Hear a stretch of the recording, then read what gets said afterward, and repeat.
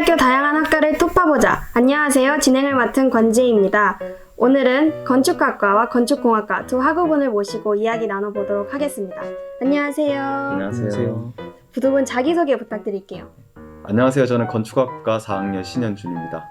안녕하세요. 저는 건축공학과 2학년 오지민입니다. 반갑습니다. 우선 두 분 본인의 학과에 대해서 간략하게 설명 부탁드릴게요. 건축학과는 인간에서 쾌적한 삶의 환경을 만들어내는 학문입니다.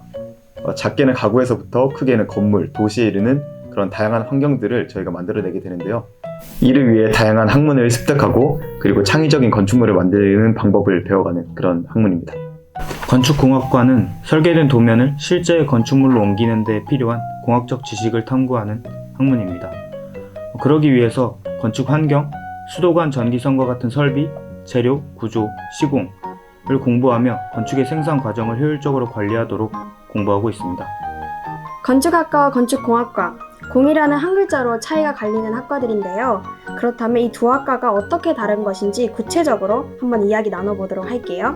우선 지민님, 그러면 입시를 준비하실 때 어느 학과를 선택해야 되는지 헷갈린 적은 없으신가요? 저는 딱히 헷갈린 적이 없어요. 제가 옛날부터 건축에 관심이 많기도 했고 고등학교 때 호기심에 부모님께 건축공학개론이라는 책을 사달라고 부탁드린 적이 있는데 그 책을 펴보고 기계설비, 환경공학, 품질관리 등 평소에 건축가를 떠올릴 때와는 다른 주제들이 있더라고요.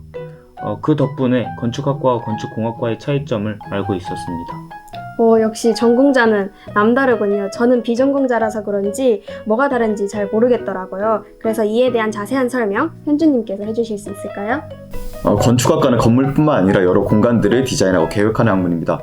그렇기 때문에 이용자들의 편의와 목적을 충족시켜주기 위해서 공대이지만 예술, 역사, 인문, 사회 등 다양한 그런 과목들을 배우고 이를 디자인에 활용하는 학문입니다.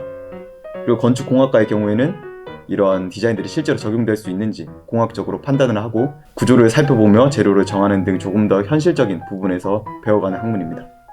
이름만 들었을 때는 비슷한 것 같은데 서로 다른 내용을 배우는군요. 그럼 이번에는 각 학과의 장점이나 특징이 있는지 궁금한데요.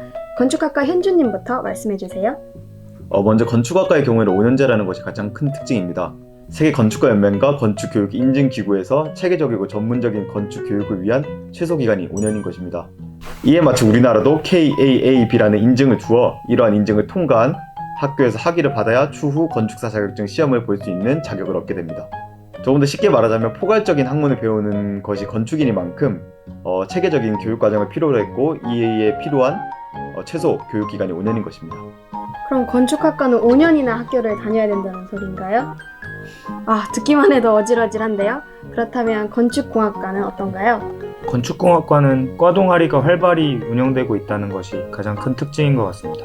집고치기 도배 봉사 동아리 클랩스, 학술 동아리 CM과 구조, 그리고 예술 관람 동아리 글논 그림 등이 활발히 운영되고 있어서 선택지도 넓고 과 사람들과 빠르게 친해질 수 있다는 장점이 있습니다.